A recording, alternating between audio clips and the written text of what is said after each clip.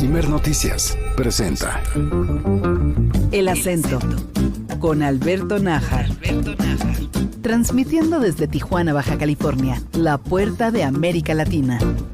El Acento, tu punto de referencia.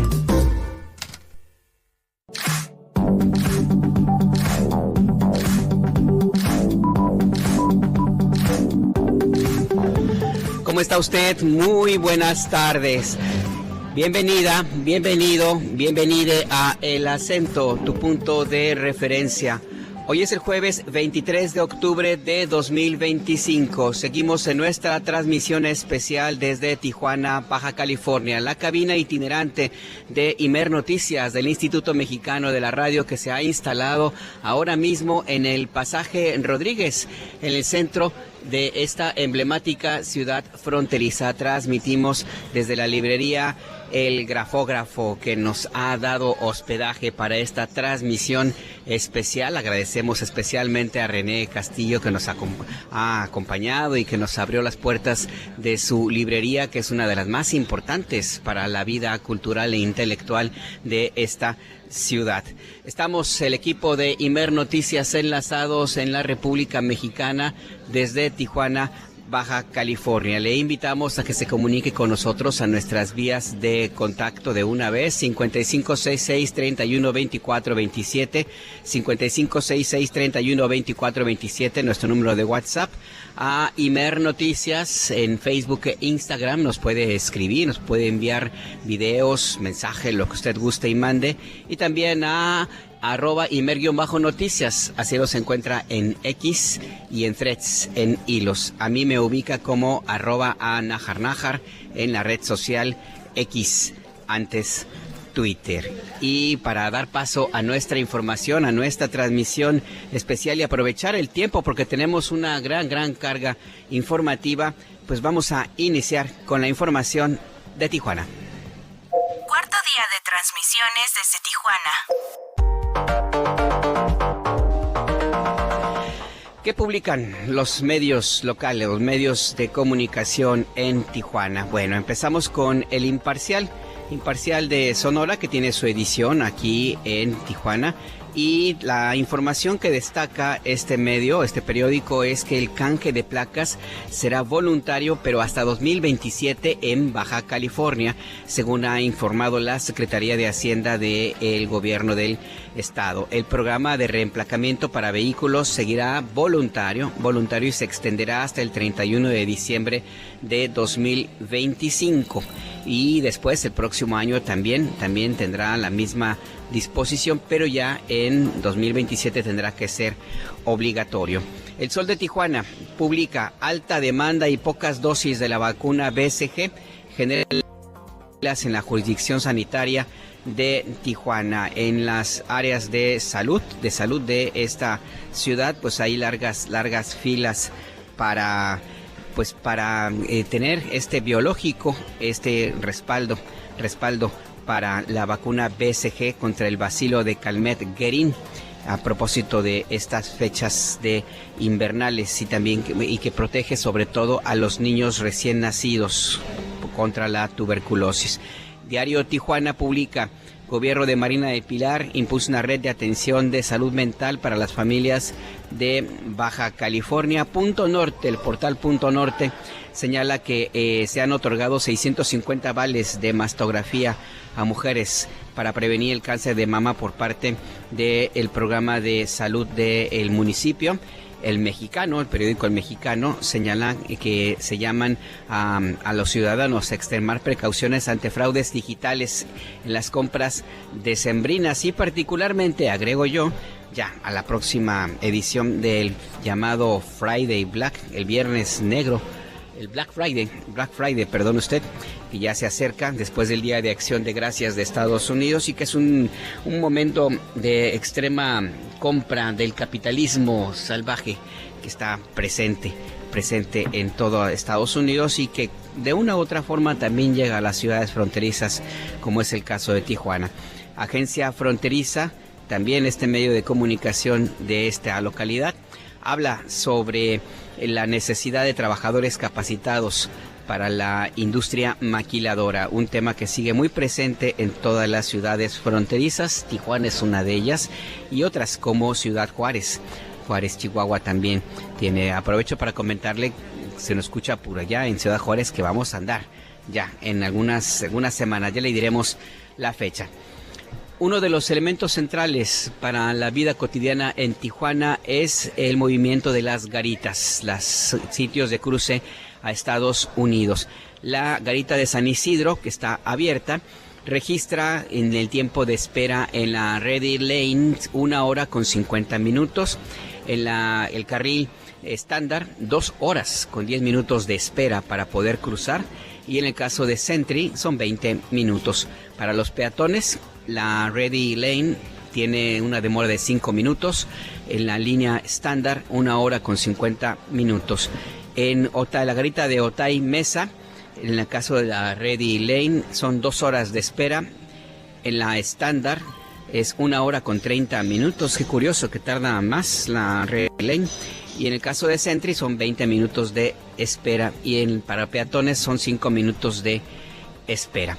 Son básicamente los datos, los detalles de la información sobre las garitas en Tijuana, Baja California, que como le he comentado es fundamental tener estos detalles para el movimiento de las personas en esta ciudad. Si usted nos escucha a través del 102.5 de FM, díganos cómo le está viendo ahora que está a la espera de poder cruzar. Mándenos un mensaje en nuestras vías de contacto, mándenos una foto y recuerde que estamos completamente en vivo en el pasaje Rodríguez. Y se aburre de estar por allá y dice, ya, ¿qué tengo que andar yo haciendo yendo allá a Estados Unidos? Mejor me regreso. Pues aquí le esperamos. Ahora vamos con información nacional.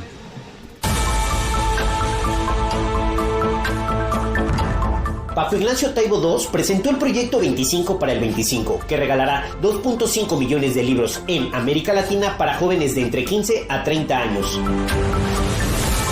La presidenta Claudia Sheinbaum confirma que hay empresarios estadounidenses en las carpetas de investigación sobre huachicol fiscal. El gobierno de la Ciudad de México rindió homenaje a las y los policías capitalinos que participaron en las movilizaciones por el 57 aniversario del 2 de octubre. Durante la entrega de reconocimientos a las y los policías, la jefa de gobierno destacó su papel de contención y resistencia, pese a poner en riesgo su integridad física por el bien de la ciudad. Al rechazar el ataque de Estados Unidos a una embarcación con supuestas drogas frente a las costas de Colombia, la presidenta Claudia Sheinbaum confió en que con respeto y diálogo, los jefes de Estado de Estados Unidos y Colombia resolverán sus diferencias. El acento.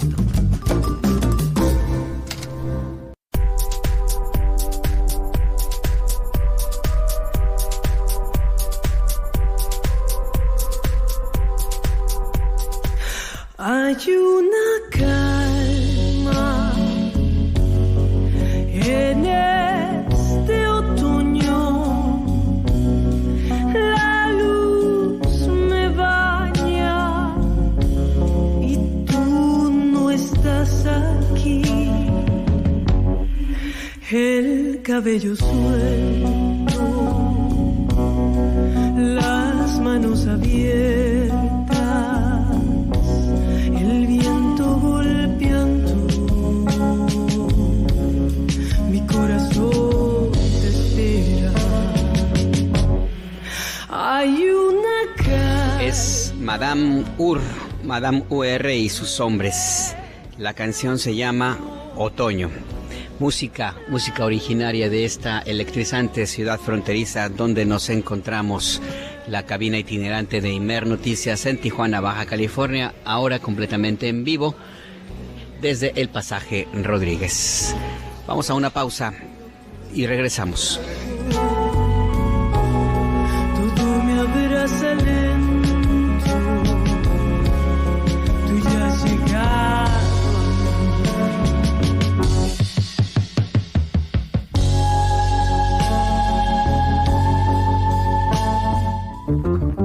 Estás escuchando El Acento. Desde Tijuana, Baja California. En un momento regresamos.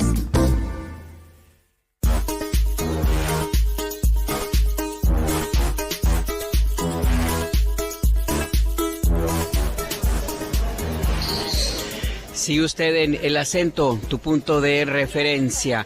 La cabina itinerante del Sistema Nacional de Noticiarios se encuentra en el Pasaje Rodríguez de Tijuana, Baja California, con el hospedaje de la librería El Grafógrafo. Andamos por acá en la transmisión. Todo el equipo de Imer Noticias trabaja día y noche para tenerle informada, informado, informade en tiempo real. En cabina en Ciudad de México se encuentra Rafael Rosales en la operación, José Luis Plasencia en la producción, y en nuestra cabina en Tijuana, Baja California, se encuentra Adriana Aceves, nuestra subdirectora de información, aquí a cargo de todo el equipo de producción, el ingeniero Juan José Velasco en la operación técnica y todo el equipo del Sistema Nacional de Noticiarios. Listo para llevarle la información. Seguimos pues con las noticias. México lanza operación más grande de lectura del mundo.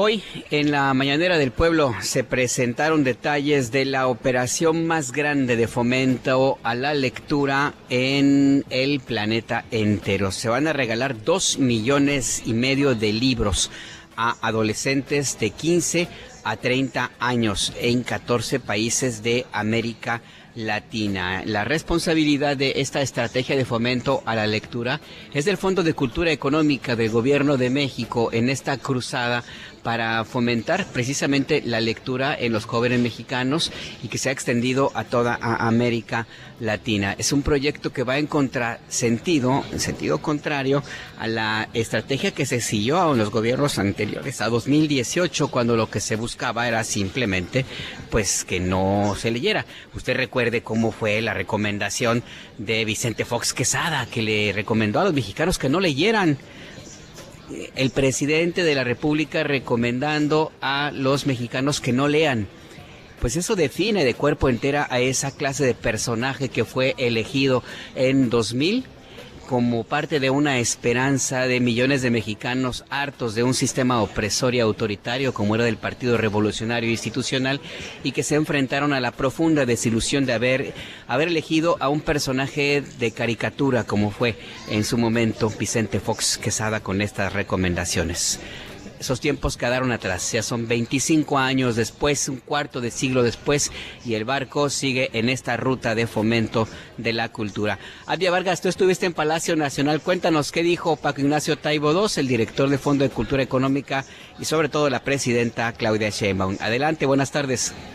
Muy buenas tardes, Alberto, a ti todo el auditorio de Imer Noticias. Pues sí, un gran trabajo por parte de Paco Ignacio Taibo II y del Fondo de Cultura Económica, y pues también del gobierno federal, pues a través del Fondo de Cultura Económica va a distribuir gratuitamente 2.5 millones de libros a jóvenes de entre 15 a 30 años en 14 países de América Latina. El director general del Fondo de Cultura Económica, Paco Ignacio Taibo II, explicó que son 27 obras literarias que conforman la colección 25 para el 25, que a partir del 17 de diciembre comenzará la distribución en estos países de América Latina, incluidos obviamente México. En el proyecto, comentarte, Alberto, y al auditorio, que se sumaron Uruguay, Honduras, librerías del Fondo de Cultura en América Latina, grupos sociales, así como la Secretaría de Relaciones Exteriores, esto pues con el fin de que a través de los consulados llegue a toda la comunidad mexicana en Estados Unidos. Y mencionó también que la colección fue gracias al impulso económico que dio el gobierno federal a través del Instituto para Devolver al Pueblo lo Robado, así como aportaciones literarias por parte de países. Escuchemos.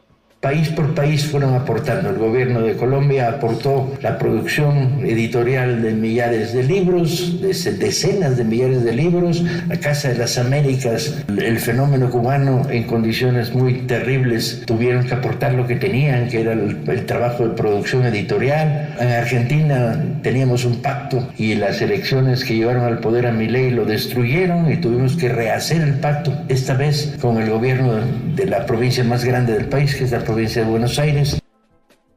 Igualmente bueno, atento todo el auditorio para que apunten o lo tengan en mente muy presente, pues el 17 de diciembre en el Zócalo capitalino se abrirá la primera caja de libros que también se hará de manera simultánea en 200 lugares de América Latina. Y bueno, contó el trayecto para conseguir estos derechos de autor de una manera muy peculiar. Escuchemos. Vino el enorme problema de conseguir los derechos de autor, que fue algo así como un divertidísimo viacrucis, porque la viuda de no sé quién, pues no, y si no hay dinero yo no le entro. A la agencia literaria que tiene los derechos de tal, bueno, a la editorial que controla tal, y hubo que sortear todo este maratón a través de una serie de alianzas particulares. Y bueno, entre las obras que se encuentran en esta colección, pues hay escritores como Gabriel García Márquez, Eduardo Galeano, Mario Benedetti, Miguel Ángel Asturias y Amparo Dávila. Esta es la información, Alberto. La información muy puntual, Abie Vargas. Entonces hablamos de más de 2 millones de libros. Comentaba Paco Ignacio Taibo II, según escuchaba ahí de vez en vez, Abie, que la edición será sobre todo impresa. La idea es que se fomente la lectura pues en físico. Habrá ediciones digitales, pero serán posteriores, según entiendo. Abie, confírmame. Así es, Alberto. Pues en la mañanera se le preguntó y pues precisamente el director del Fondo de Cultura Económica mencionó que es para pues mantener los libros en impreso y que se distribuyan entre los mismos jóvenes, que intercambien los libros, y pues mencionó algo también importante, que si se hacía de manera digital, pues aparte de que pues incrementaría el costo, pues también mataría por completo el libro que es impreso. Entonces pues también es algo muy importante lo que se está haciendo, ya que es la manera también de intercambiar libros, colecciones, autores, y pues bueno, el fomento a la lectura que se ha dado desde que Paco Ignacio Taibo está al frente del Fondo de Cultura Económica, que recordemos está desde la presidencia del expresidente Andrés Manuel López Obrador. Ahí está pues esta información. Gracias, Abie Vargas. Estamos pendientes y muy buenas tardes a todos. Buenas tardes, Abie Vargas. Si usted escucha ruidos, si usted escucha que se abren cortinas, gente conversando, riéndose, hablando en voz alta, es natural. Estamos en medio del Pasaje Rodríguez, uno de los sitios transitados del centro de Tijuana.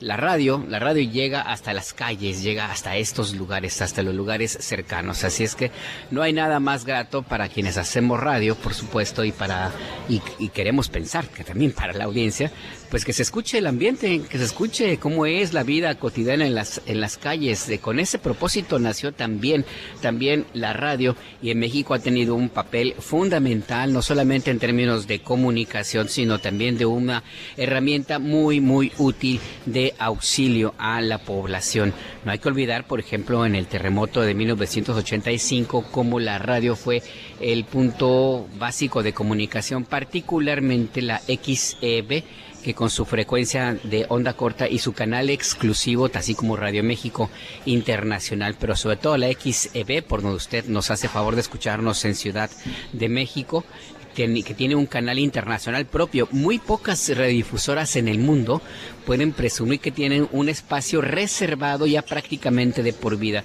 Es un canal de radio propio donde se supone que no pueden interferir ni autoridades, ni ejércitos, ni sistemas de espionaje, ni nada de eso.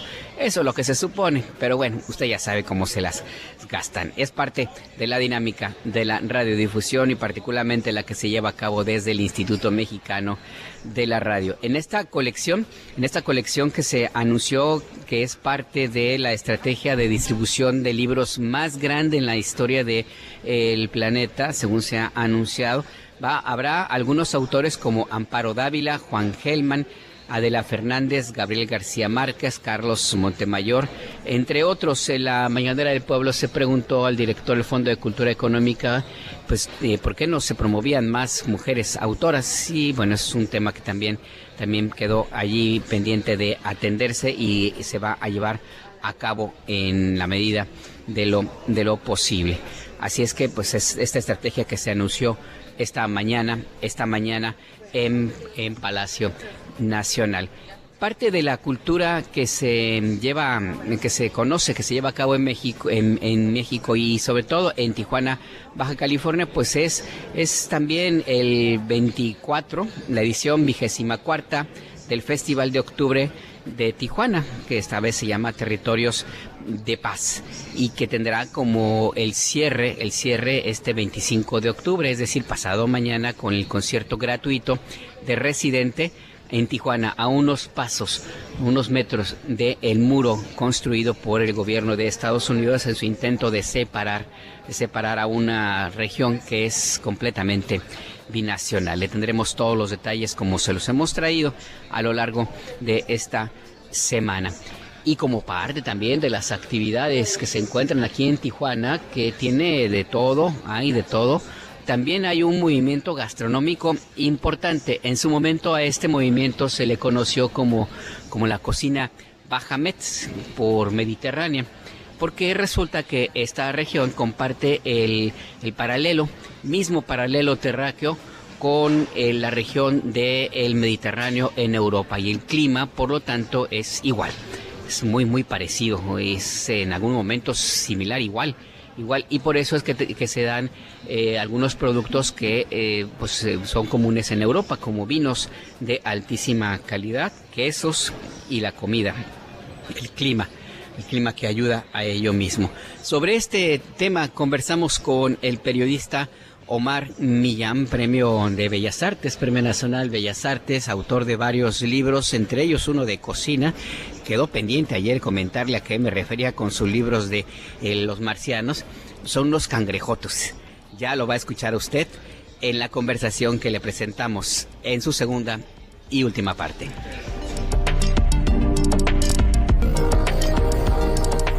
Tiempo que hemos estado Imer Noticias en transmisiones desde Tijuana, casi todos los con los que hemos conversado nos dicen: yo vengo de tal lugar y llevo tanto tiempo aquí, yo vengo de tal lugar y llevo tanto tiempo acá, como si eso fuera parte ya de la identidad de Tijuana. Muy extraño. En otras partes dicen: yo soy de aquí, aquí nací, aquí sigo. Aquí no, aquí dicen: vivo aquí, pero vengo de allá. Una identidad, ¿cómo la defines? Pues fíjate que está cambiando, afortunadamente, porque aquí voy a ligar el otro libro del marciano y la langosta.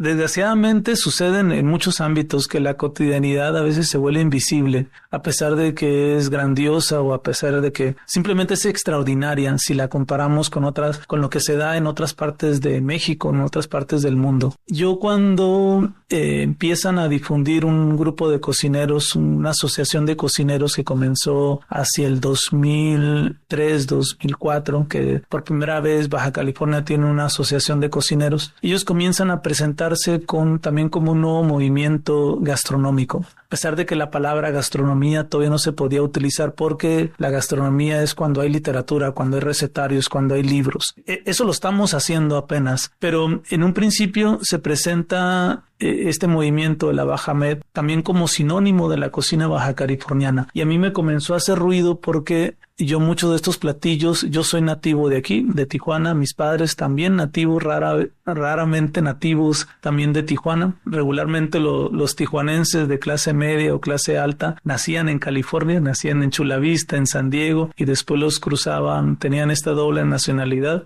Yo había probado muchos de esos platillos desde niño, porque tengo primos en Ensenada, y esto que se presentaba como novedad, yo decía: oye, entonces la cocina baja californiana también era esto que comía como niño, pero no se le llamaba así. Comienzo a preguntar a diversos productores. Estos productores me dicen: oye, deberías de viajar más al sur de Baja California y preguntarle a estos productores. Me fui a Ensenada, los de Ensenada me mandaban todavía más al sur. Me fui a San Quintín, los de San Quintín me mandaban todavía hacia el sur. Así que fui durante varios viajes, y ese viaje yo lo platico como si fuera una road movie. Tenía una percepción al principio de este viaje, y al regresar, después de recorrer el Pacífico y preguntarle a productores, a cocineros, a gente que se había dedicado toda su vida a un platillo, incluso que había heredado los restaurantes o los platillos con una receta secreta. Todo es bagaje cultural, y después de subir por el Mar de Cortés, llegué con otra percepción totalmente distinta y definir que nuestra identidad es una paradoja, y esto quizás responda a tu pregunta de cuál es nuestra identidad. En realidad es un mestizaje no solamente de mexicano de todas partes del país. No sé si sepas que Mexicali, por ejemplo, fue fundado por chinos, y esta comunidad china se arraigó también ahí, comenzó a sembrar su semilla, una costumbre, esto sucedió a finales del siglo XIX, una costumbre del viajero del siglo XIX, del migrante, era viajar con todo y semilla. Y esas semillas las plantaban en donde estuvieran. Los chinos plantaron su semilla, comenzaron a comer, obviamente, porque todos viajamos con nuestra cultura en la espalda, lo queramos o no, lo sepamos o no, lo reproducimos en donde estemos. Eso hicieron los chinos. Los japoneses habían explotado durante siglos Ensenada. Ellos seguían la corriente desde Japón hasta Baja California y seguían las temporadas de diversos mariscos. Ellos instauran la industria pesquera en Ensenada y después son obligados por Lázaro Cárdenas a entrenar a buzos y a pescadores mexicanos para que aprendieran sus técnicas y pudieran explotar tanto mariscos como pescados. Pero los japoneses dejaron también sus historias, su comida, el tiempo que estuvieron ahí, dejaron rastros. Franceses e italianos que llegaron principalmente durante los años 20 y 30 a Tijuana, por todo este auge de la meca turística de Tijuana, por restaurantes, por el casino, por los bares, y dejan, por ejemplo, la ensalada César, dejan diversos restaurantes, dejan también su huella en vinos que hoy son muy emblemáticos en el Valle de Guadalupe. De tener una bodega pasan a empezar a sembrar uva en el Valle de Guadalupe y después se convierten en una industria y a ser símbolo de Baja California. Tenemos rusos molocanos que también van al valle. En fin, todo este mestizaje de europeos, rusos, italianos, asiáticos, principalmente chinos y japoneses, es lo que somos. Ese mestizaje está en la comida y ese mestizaje también nos define. ¿Qué somos? Toda esta mezcla no es un mestizaje como se dio en el centro o en el sur del país de únicamente indígenas con españoles, ¿no? Acá también hay un mestizaje que no se había explorado y que te decía nos representa nos empieza a dar una identidad y también un orgullo por los vinos, por las cervezas. Tijuana es capital de cerveza nacional, es el Valle de Guadalupe es el principal productor de vinos del país. Esta cocina Baja Mediterráneo, mal llamada Baja Mediterránea, en general lo que se está haciendo va más allá de la cocina Baja Mediterránea, es la nueva cocina mexicana, es la vanguardia, porque la cocina, a diferencia de la cocina poblana, de la veracruzana, de oaxaqueña, que cargan pirámides, ¿no? Tienen siglos de historia y siglos de historia ininterrumpida. Tenemos recetarios de precolombino, de la colonia, del periodo de la independencia, de la revolución, hasta el México contemporáneo. Está ininterrumpidamente toda esa literatura, toda esa gastronomía, y hay maneras específicas de hacer ciertos platillos con una base tradicional. Acá en Baja California, ¿no? Los cocineros no están cargando esas pirámides. Tienen una amplia variedad de ingredientes que con esta historia de migraciones las comienzan a combinar para tratar de reflejar ese mundo decimonónico que fuimos del siglo XIX o de las rancherías, ese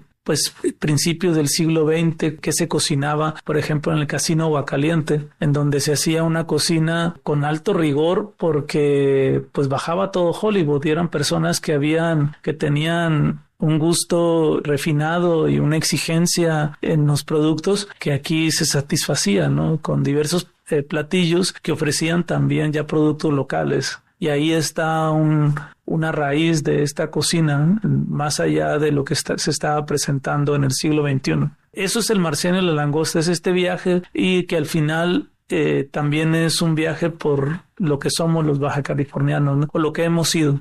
Ya mi última pregunta, Omar Millán, para esta entrevista que te agradezco para la audiencia de la República Mexicana de Imer Noticias. ¿Qué es un marciano? La gente que te escucha fuera de aquí va a decir, ¿cómo? ¿De qué se trata? El marciano es un centollo, es un cangrejo. Le llamamos acá marciano en playas de Rosarito, que está a 20 minutos de aquí de Tijuana. Es un centollo que probarlo todavía parece un secreto a voces, ¿no? En algunas partes, por ejemplo, en Japón le dicen la araña de mar. En algunas partes también del país le dicen Lucifer o diablo. Pero este centollo se cocina con las patas, se le quitan al cangrejo y se sazonan únicamente con mantequilla y ajo. La carne es tan sabrosa como la langosta o quizá más. Y la concha se abre y se hacen caldos y sopas y son sabrosísimas, ¿no? Tiene un sabor exquisito y pues también refleja que por acá usualmente los del centro, los del sur nos dicen que somos como un poco marcianos, ¿no? Alejados, ya no se diga si van a la Rumorosa, ¿no?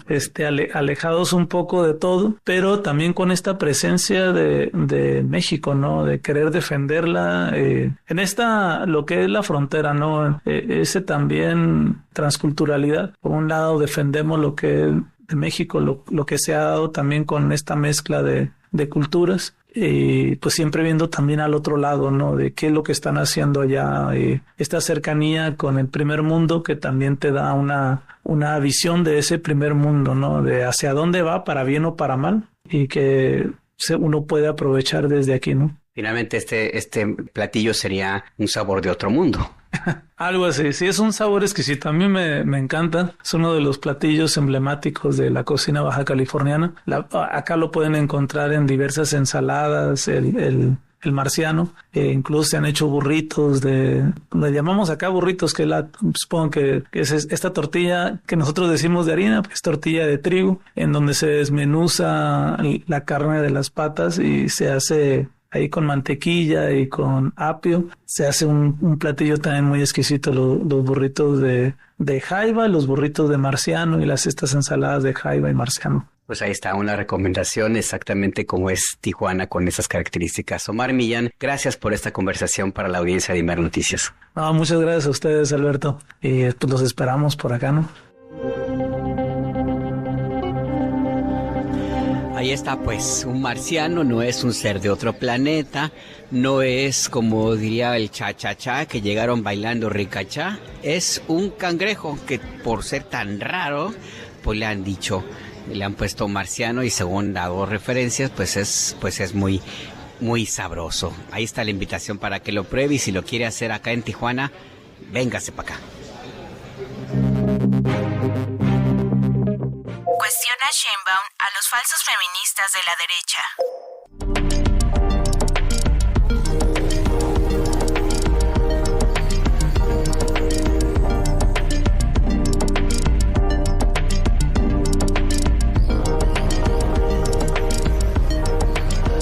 La presidenta Claudia Sheinbaum esta mañana en la Conferencia del Pueblo cuestionó a aquellos personajes militantes de movimientos de ultraderecha, de la derecha, conservadores, que a pesar de su actuación misógina, en muchos casos violenta, de promoción de la violencia, de minusvaluar a las mujeres, pues presumen que defienden a las mexicanas. Algo muy lejano a su realidad. Las acciones que se han emprendido en los últimos años y particularmente en los últimos meses, en el primer año de la presidenta Claudia Sheinbaum al frente del gobierno de México, son una mirada totalmente distinta. Hay acciones concretas, que es ahí donde se refleja la política pública que apoya en realidad, más allá de los discursos. Y uno de estos temas son los centros libres. ¿De qué se trata? Conversamos con Viridiana Loreley Hernández, coordinadora de vinculación de la Secretaría de las Mujeres. Viridiana, gracias por esta conversación y este enlace hasta Tijuana, Baja California. Les saluda Alberto Nájar. Buenas tardes. Hola, Alberto Nájar. Muy buenas tardes para ti, a tu auditorio. Muchas gracias por escucharnos. Al contrario, podríamos empezar esta conversación con datos del sitio donde nos encontramos en Tijuana, Baja California. También aquí hay centros Libertad, Igualdad, Bienestar, Redes y Emancipación, los centros libres, Viridiana.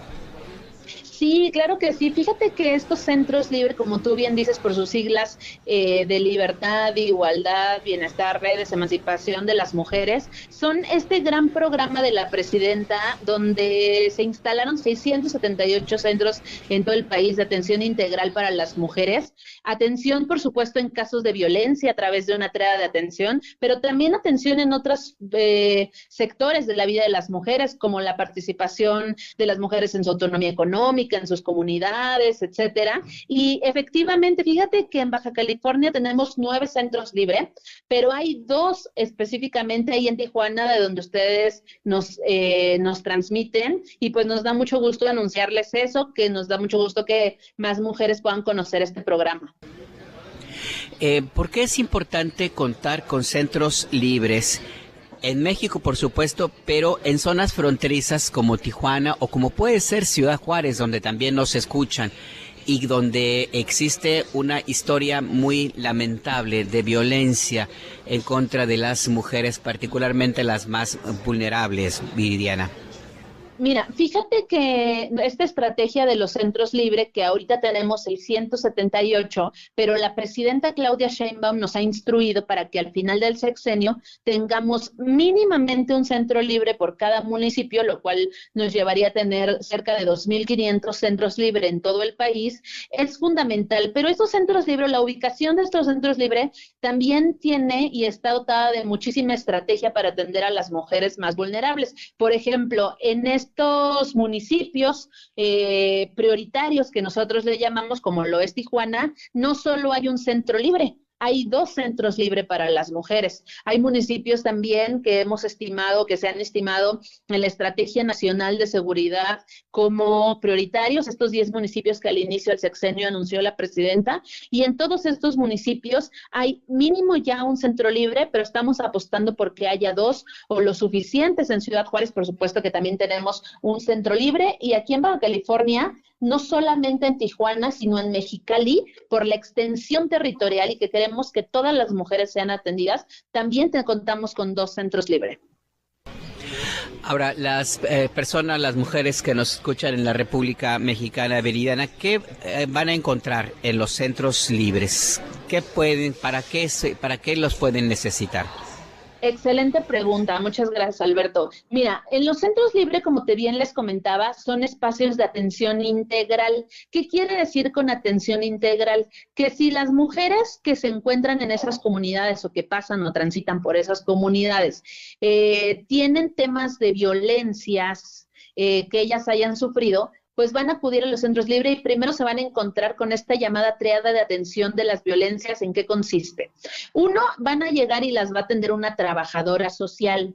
Esta trabajadora social pues va a canalizar sus casos, las va a escuchar y va a decidir junto con ellas, por supuesto, si necesitan asesoría jurídica, y ahí va a haber una abogada, o si necesitan, además de asesoría jurídica, o solo asesoría psicológica, y también se va a encontrar una psicóloga. Entonces estamos hablando de una tríada de atención a las violencias muy interesante, muy importante, que además se usa tema de atención de mujeres y es muy exitosa para poder darles atención inmediata y seguimiento, porque por supuesto que también puede regresar, ella puede regresar para que la psicóloga atienda a sus hijas, a sus hijos en todo caso, a ella por supuesto de primera mano, pero además va a encontrar espacios de promoción de los derechos de las mujeres, es decir, va a haber una persona también que es la promotora de los derechos de las mujeres, que le va a explicar sus derechos a través, por supuesto, de esta estrategia tan importante de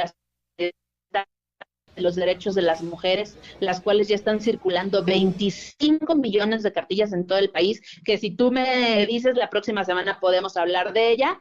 Y además van a encontrar espacios de capacitaciones, por ejemplo, para su autonomía económica. Tú sabes que es muy doloroso los casos de violencia para las mujeres, pero muchas veces las mujeres se quedan con el violentador porque no hay espacios de autonomía económica. El violentador muy seguido es quien paga la renta, quien lleva el gasto, etcétera, y las mujeres no tienen estos espacios. Entonces, en el Centro Libre van a encontrar capacitaciones para poder hacer valer su autonomía mujeres, pero también si no necesitan, ponle que no estén viviendo violencia, que eso es lo que queremos con todas las mujeres de México. Si ellas son unas mujeres que están en su casa, que pasan por ahí, que son de la comunidad, etcétera, y quieren acudir a alguna clase de yoga, de cerámica, de mecánica también, tenemos en los centros libres clases de tecnología, tenemos robótica, de lo que ellas consideren y lo. Uy, parece que tenemos un problema en la comunicación con Viridiana. Sí, se nos está cortando la comunicación. Ya está la llamada restablecida con Viridiana Loreley Hernández. Te dejamos de escuchar mientras nos escuchaba justamente la parte final de tu comentario. Por favor, concluye. Les comentaba que las mujeres que asistan a los centros libres también no necesariamente tienen que estar viviendo violencias. Pueden encontrar en los centros libres espacios de capacitación, de recreación, espacios de encuentro, también de empoderamiento, y de comunidad y de creación de comunidad con otras mujeres. Esto es muy importante que se sepa porque luego algunas mujeres dicen, bueno, yo no estoy viviendo violencia ahorita, afortunadamente a las mujeres de México, pero quiero para encontrarme, Pues sí, tenemos problemas en la comunicación, a ver si podemos restablecer la llamada. La comunicación telefónica pues sí tiene sus fallas y vamos a tratar de restablecerla lo antes posible para cerrar esta conversación. Estos centros libres, el proyecto es justamente que exista uno en cada municipio del país. Es decir, serían más de 2.400, más de 2.500 centros libres en toda la República Mexicana. Parece que ya recuperamos de nuevo la conversación con Viridiana Loreley Hernández. ¿Nos escuchas, Viridiana? Hola, buenas tardes. Sí, jugando. Pues sí, siguen las fallas de comunicación. A ver si la podemos restablecer. En tanto, déjeme comentarle lo que le había señalado al inicio de esta parte de la conversación. La presidenta Claudia Sheinbaum esta mañana en la Conferencia del Pueblo se refirió al llamado feminismo de derecha. Dijo que defiende la igualdad de las mujeres, pero no lucha por los derechos de todos los mexicanos. A propósito de qué surgió este comentario, por una pregunta que le hicieron a la presidenta de la República, después de que pues la alcaldesa de Cuauhtémoc en Ciudad de México instaló en la colonia tabacalera una estructura de color morado con el nombre de la alcaldía y el logo de su gobierno, supuestamente para que sea un espacio seguro para las mujeres. Es un tema que, bueno, usted díganos mejor qué piensa de eso si nos escucha en Ciudad de México. Escuchemos a la presidenta de la República.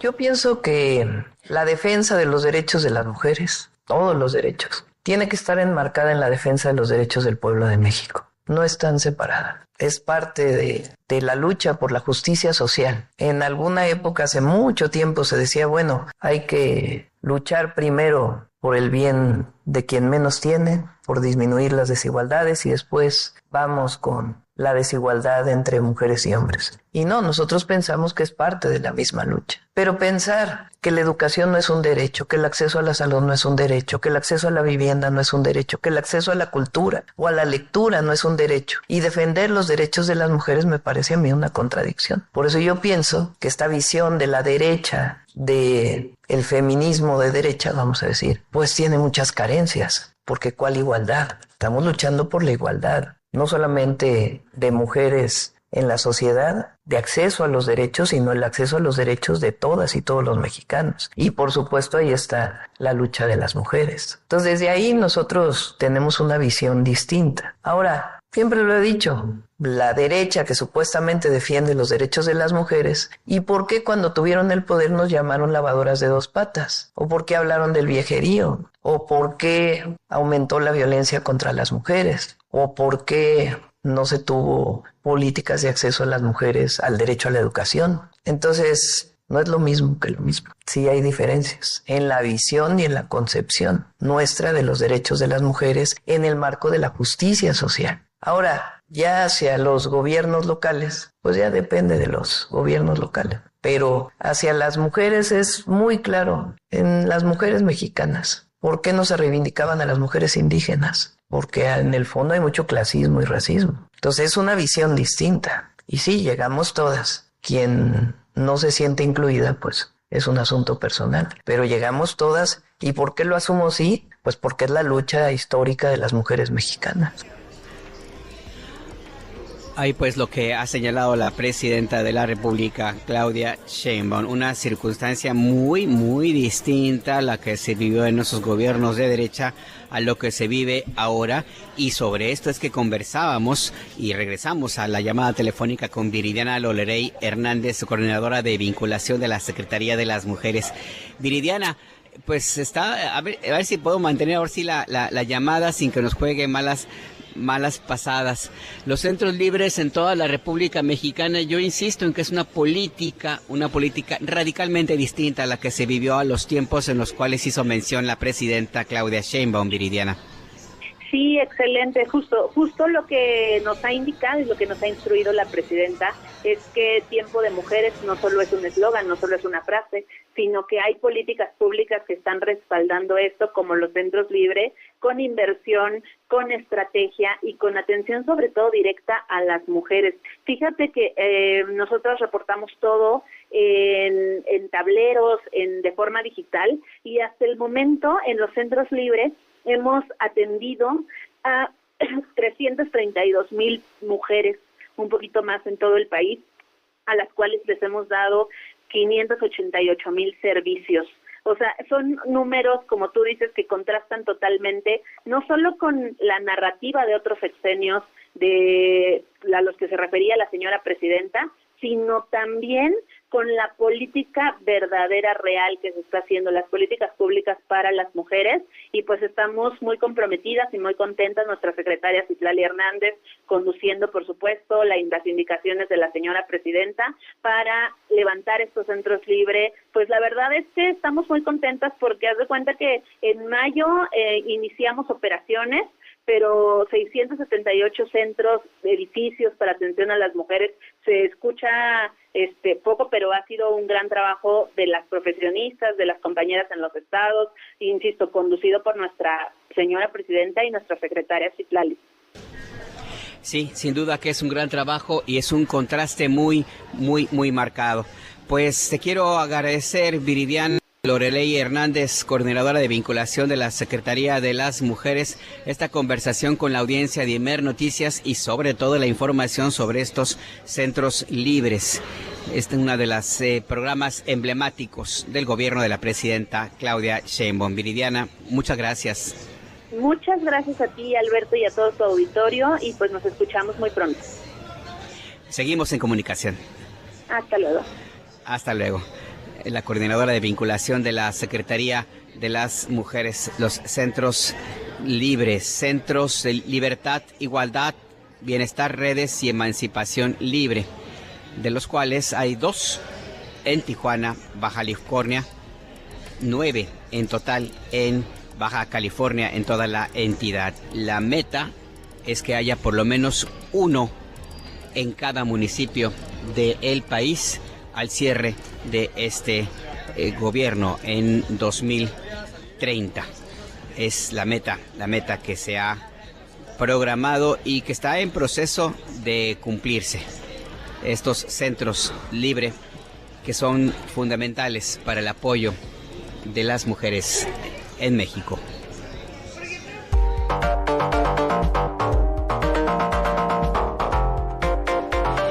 Seguimos en Tijuana, Baja California.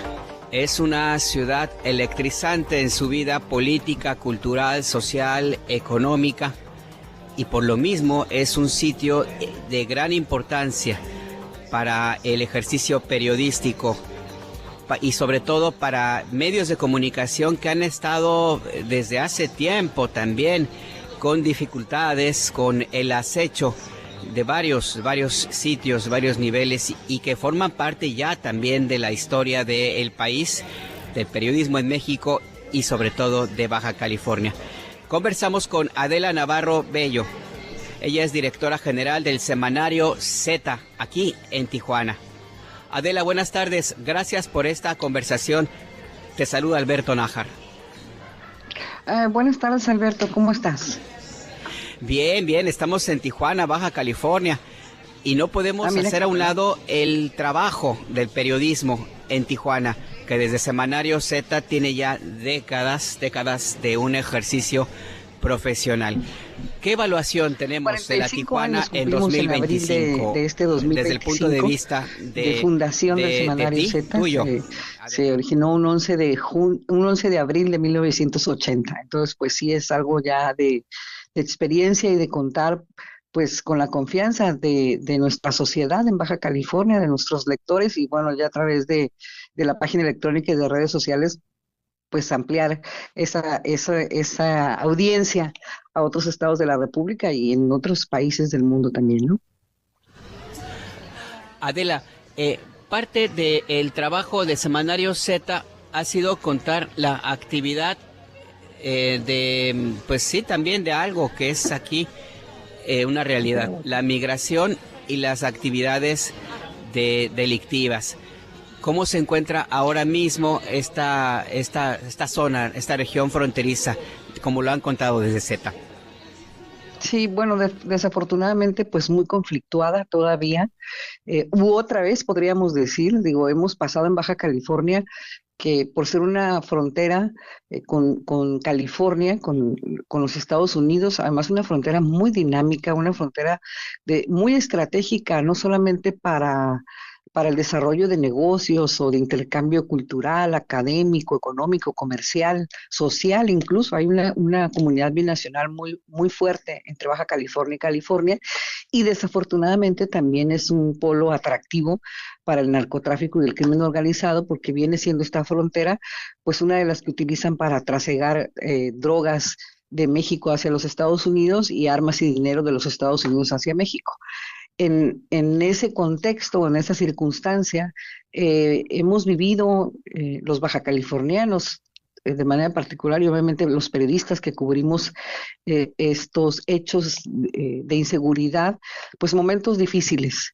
Y ahorita estamos en uno de esos. Hay 2 cárteles o 3 cárteles con una dominancia criminal en esta región del país, en el noroeste del país, que es el cártel de Sinaloa, el cártel Jalisco Nueva Generación y lo que queda el cártel Arellano Félix.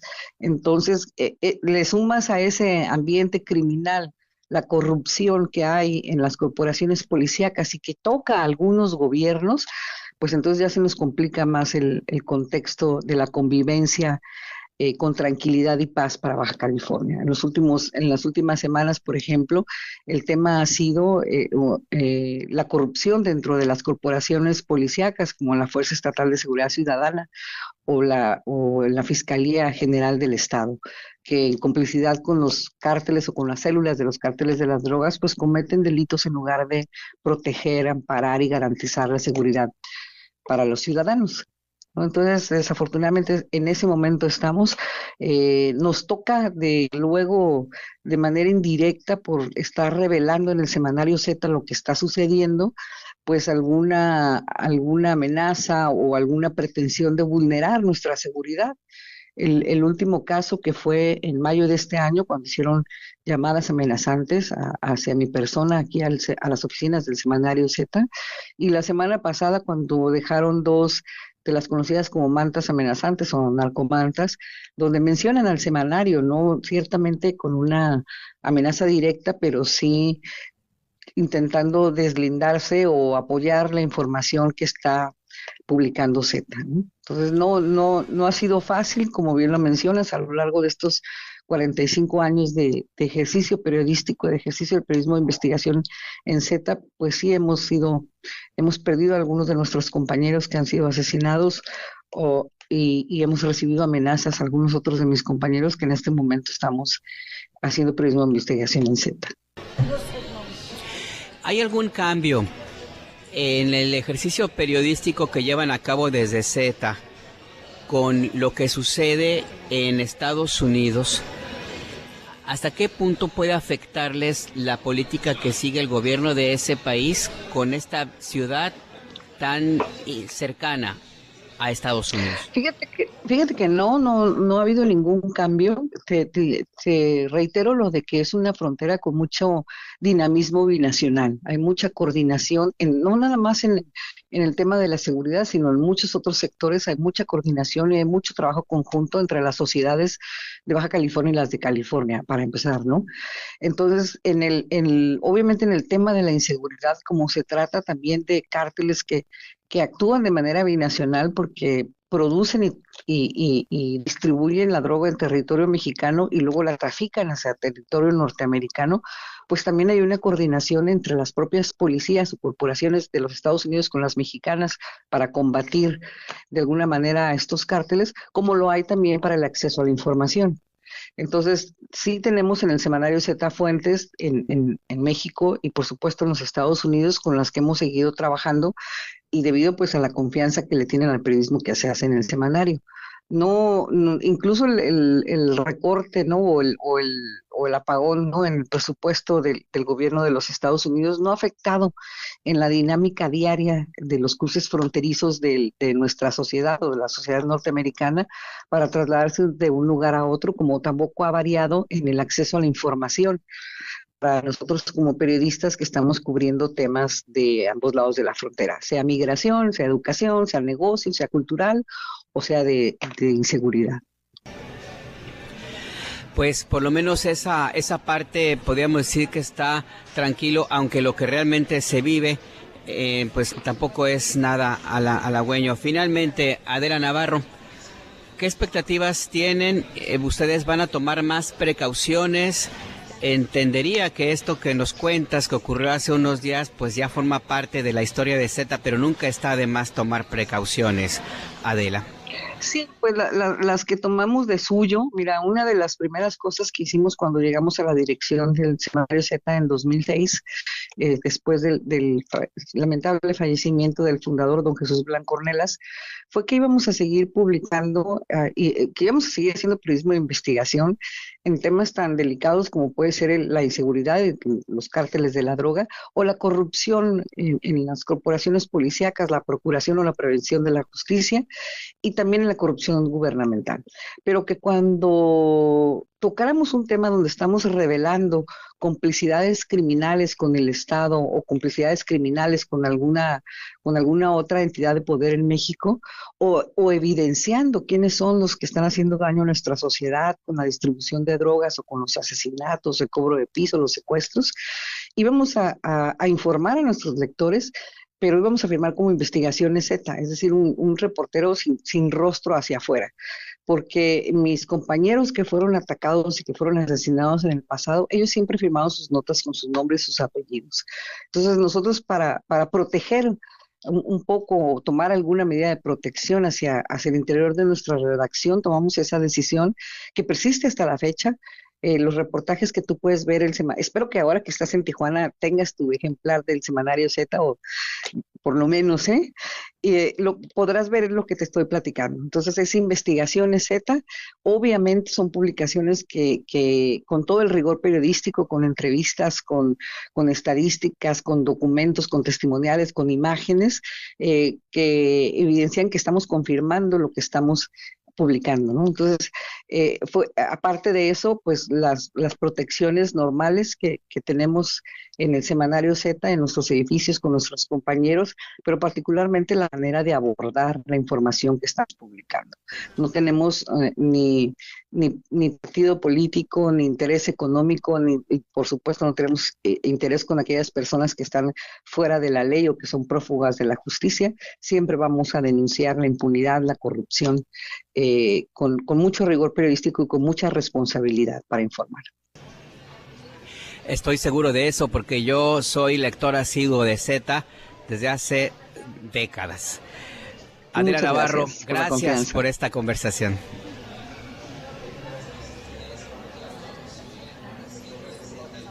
Adela.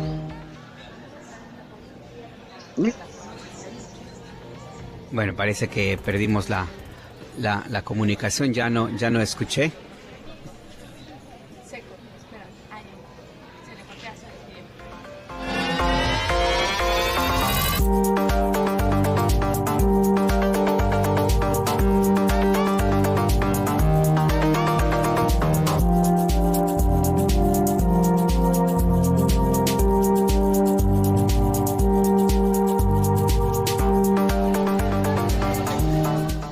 Bueno, estamos desde Tijuana, Baja California. Como usted acaba de escuchar, hemos tenido algunas dificultades con la comunicación telefónica.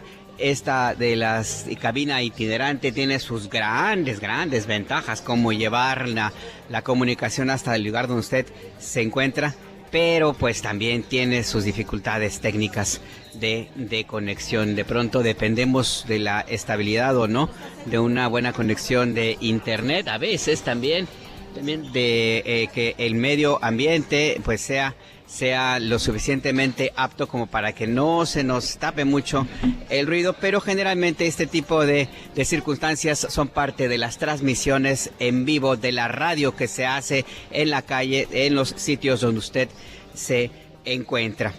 Y qué mejor oportunidad de estar en Tijuana en octubre, que está con festejos, con la cultura a todo lo que da. Y por eso vamos a conversar con la maestra Almadelia Ábrego Ceballos, secretaria de Cultura de Tijuana. Tijuana, ¿cómo está, maestra? Alberto, buenas tardes. Muchas gracias por invitarnos, nos sentimos muy contentos de que estén aquí en Baja California y específicamente en este municipio eléctrico, creativo, fuerte, dinámico, en todos los sentidos, migrante. Es un municipio que culturalmente se distingue a nivel nacional por todas sus aportaciones, por sus creadores, por su talento. Así que bienvenidos al norte. Muchas gracias. Yo siempre he sostenido, y las personas que nos escuchan a través de Imer Noticias me habrán escuchado, yo siempre digo, Tijuana es una ciudad electrizante. Es la forma que he encontrado para definirlo, porque es todo un mundo. Tijuana no es solamente las historias de violencia, no es solamente las historias de comercio. Esta mezcla de personas de todo el mundo, ahora sí que de casi todo el mundo por acá, han creado un espacio particular de vivir y hacer la cultura, secretaria. Claro, la diversidad cultural, creo yo, Alberto, es de las cosas más relevantes que tenemos en el norte y específicamente en Tijuana, en esta ciudad que abraza, es una ciudad que da trabajo, es una ciudad, y hay que decirlo, ¿verdad?, con el mayor nivel de salario mínimo a nivel nacional, y es una ciudad que está siempre recibiendo a las gentes que vienen de todas partes del mundo. Así que un saludo para todos los migrantes. Todos somos migrantes, aquí siempre hay historias de estas que podemos contar, y los que somos tijuanenses, porque ya me tocó nacer en esta maravillosa frontera, pues amamos profundamente la ciudad, y además los felicito a Grupo Imer que escogieron este pasaje Rodríguez tan emblemático en la Avenida Revolución, pero además con el Grafógrafo, con nuestros amigos del Grafógrafo, que es siempre una librería entrañable para Tijuana. Pues no podía ser de otra manera. Si vamos a hablar de cultura, tenemos que estar aquí en el pasaje Rodríguez, que tiene su historia. Y particularmente en esta época, octubre cultural en Tijuana. ¿De qué hablamos, secretaria, para la audiencia que nos escucha en toda la República Mexicana? Claro que sí, hemos organizado con mucho cariño 140 eventos que están en todo el estado, en los 7 municipios, y específicamente una cartelera de 32 aquí en la ciudad de Tijuana, que van desde obras de teatro, teatro escolar, música, danza, todo lo que tiene que ver con artes escénicas. Estamos en territorio, en albergues migrantes, estamos en casas hogar, estamos en refugios, porque la cultura es para todos, la cultura no es solo para el que la puede pagar. Una característica de los gobiernos de esta administración de Marina del Pilar, de la gobernadora, es que la cultura saliera, y la gratuidad, este derecho constitucional que tenemos todos de acceder a los bienes y servicios culturales. Alberto, creo que yo ahí es donde quisiera quedarme, porque este festival de octubre es completamente gratuito para todos los niños, niñas, adolescentes, pero además con temas bien relevantes. Fíjate que cuando se hizo la selección, la curaduría de qué se va a presentar, se lanzó una convocatoria a nivel nacional, y de esa convocatoria los temas que eran relevantes, todo lo que tiene que ver con la paz, en contra de las adicciones, con los temas de violencia de género, con los temas de inclusión, con los temas de migración, con los temas de frontera. Entonces, todas las obras de teatro, de danza, todo el contenido que se ve ahora en el Festival de Octubre se llama justo Territorios de Paz, porque la paz nadie la regala, Alberto, hay que construirla entre todos. Y cada uno de los espectáculos del Festival de Octubre trae ese contenido. ¿Qué espectáculos?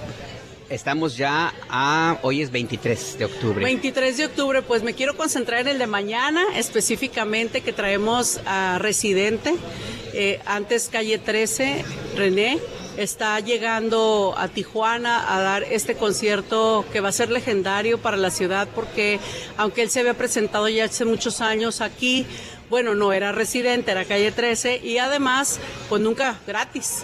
Entonces los invitamos a todos a que nos acompañen a la glorieta del Monumento México, o mejor conocido como Las Tijeras, para que después de las 8 de la noche pues nos reunamos a vibrar con esas rimas afiladas de René, que siempre tiene en la mesa una reflexión importante, una discusión, habla de política, habla justamente de los temas de igualdad, habla de la paz, habla de la guerra, habla de todo lo que en este momento en el ambiente geopolítico se está hablando, pero siempre Alberto lo hace de una manera tan filosa, ¿verdad? Como la punta de un diamante.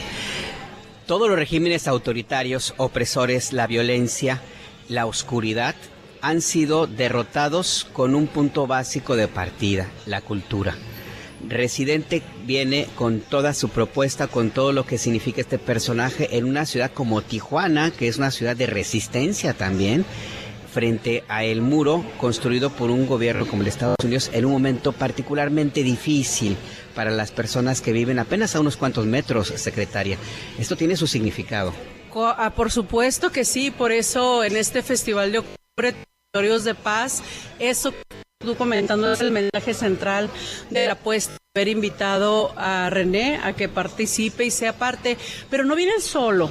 Me refiero a qué hicimos antes de que él llegara.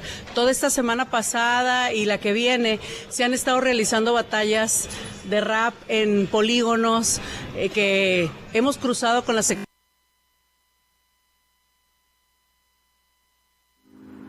Florido. Están en la zona norte, están en la zona federal, están en la Colonia Libertad, hay batallas de rap. Ahora sí que te voy a decir, como decimos aquí en Tijuana, de los morros del barrio que están rapeando con un mensaje de paz. Y eso lo vamos a ver antes de que empiece el concierto de Residente. Porque no es solamente el tema de maquillaje o no es por encimita, sino que este concierto se ha estado cocinando también con los locales y esa parte la queremos destacar. Un agradecimiento a Danger, que es un rapero muy importante a nivel nacional y que es del Mariano Matamoros, justamente de aquí de Tijuana, y que es quien nos ha estado ayudando a organizar estas retas de rap.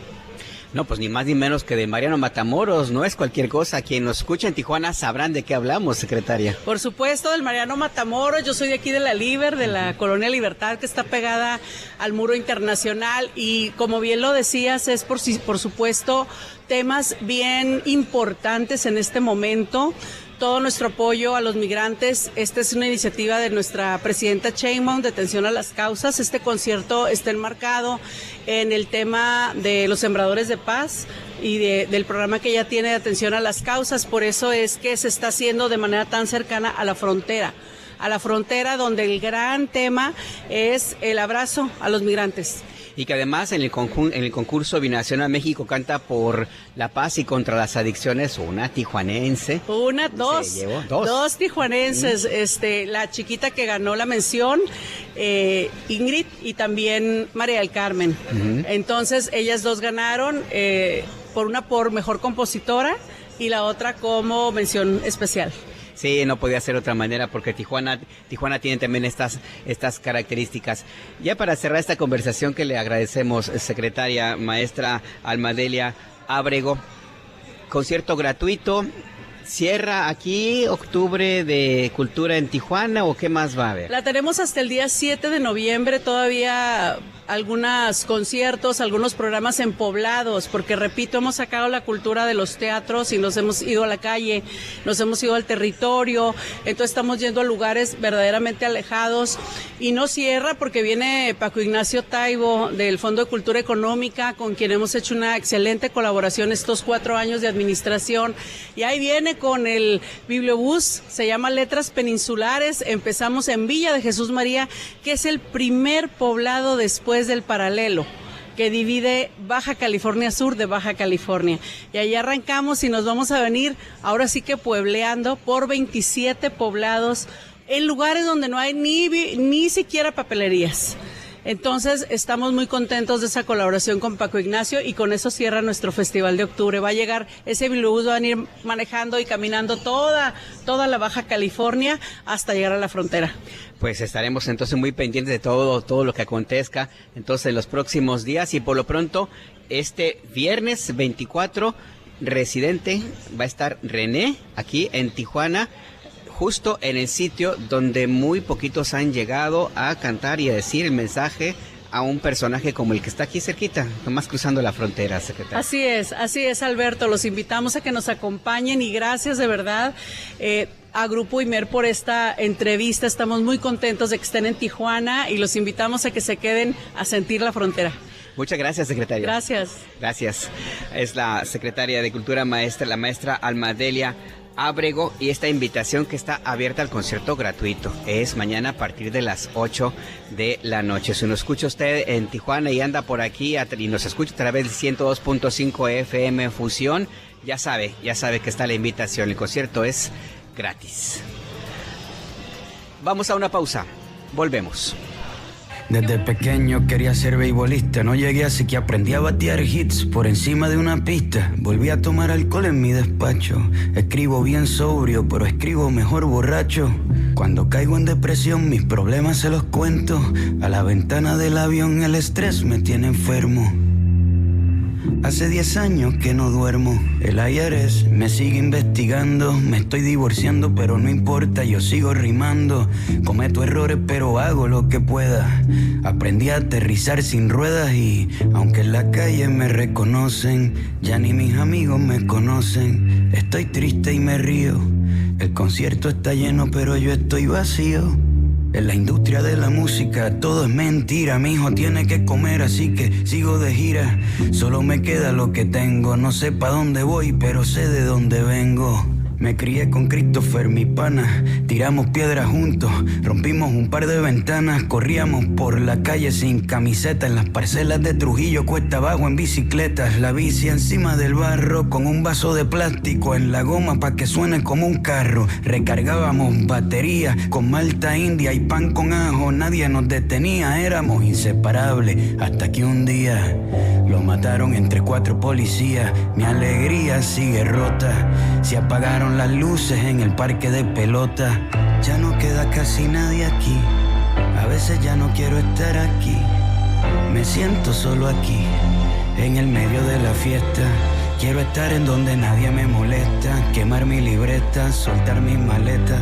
Quiero llamar al 7550822 a ver quién contesta. Las peleas con mi padrastro, cuando perdía el control, las resolvía con él viendo un partido de béisbol. Me invitó a pelear un par de veces, me escapé de casa un par de veces, pero nunca faltó el alimento. Nos defendió con música, tocando en casamientos, a veces al horno, a veces de lata y microondas. Compartíamos todo, la mesa era redonda. Clase media baja, nunca fuimos dueños del préstamo del banco. Lado B de Tijuana. Es la ciudad ubicada en el extremo noreste de México y del continente, por lo que se le considera como la esquina de Latinoamérica. Para Imer Noticias, Jessica Hernández.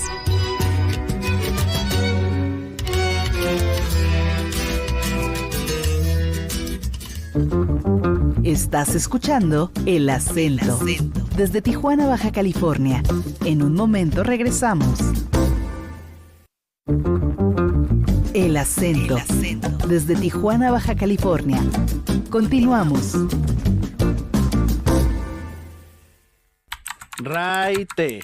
Sustantivo abstracto. Ser llevado o transportado gratuitamente en auto o cualquier otro medio de movilidad. ¿Me haces el paro de darme raite a mi casa?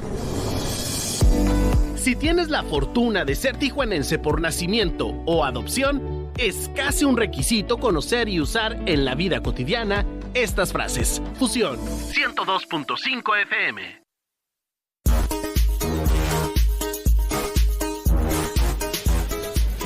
Seguimos en el acento, tu punto de referencia en Imer Noticias. Y sí, pues el raite es una palabra muy de Tijuana. Oye, me das un aventón, como decimos en el centro del país. Aquí es, dame un raite, pues que también es un poquito un anglicismo, es un raite, más o menos. Parte de la manera de hablar aquí, los modismos en Tijuana. El lenguaje se construye de acuerdo con las sociedades, de acuerdo con los sitios de residencia y también hasta con las circunstancias climáticas. Es parte de la vivencia de los seres humanos que construimos nuestra forma de hablar con base en nuestras propias experiencias, y esto nos ha permitido de una u otra forma también definir a ciertos personajes. A ver qué nombre le podemos dar a la persona, al empresario del cual vamos a hablarle a continuación. Empieza a derrumbarse la impunidad de Salinas Pliego. ¿Cómo le podrán decir en Tijuana a un personaje de las características de Ricardo Salinas Pliego? Empresario polémico, construyó su imperio de la televisión a partir de un proceso irregular, vamos a ponerle esa etiqueta de adjudicación de la televisión del Estado mexicano, el Instituto Mexicano de Televisión, allá en 1993-94, que después de que se consiguió un préstamo de $30 millones de Mr. 10%, el hermano incómodo del entonces presidente Carlos Salinas de Gortari, hablamos de Raúl, por supuesto, que le prestó casi 30 millones, 29 millones y medio de dólares para que pudiera comprar la televisión estatal, que ya luego llamó TV Azteca. En su momento, cuando le preguntamos, ya yo como periodista y varios compañeros que cuál era su experiencia en televisión, él dijo con toda desfachatez: yo de televisión no sé nada, nomás las sé vender. Y pues ya pasaron ya casi 30 años más o menos, y todavía se ve que no hay una forma de que haya logrado entender para qué es la televisión, como no sea para su propio concepto, que en los últimos meses ha sido para la promoción del odio fundamentalmente. Hay mucha furia en las emisiones que salen de esa televisora, que utiliza un espectro radioeléctrico del Estado mexicano. No es de él, no es de su empresa, no es de su consorcio, es del Estado mexicano, y a partir de ese espacio es que difunde una campaña fuerte, dura, como muy pocas veces se ha visto en la televisión mexicana. En los casi 40 años que yo he tenido la oportunidad de trabajar como periodista, no había encontrado una campaña ni una forma tan grosera de presentar la información o de manipular la información, ni siquiera en los tiempos más duros de la televisión privada de Televisa. En los años de opresión del Partido Revolucionario Institucional se había presentado algo como lo que ahora sucede.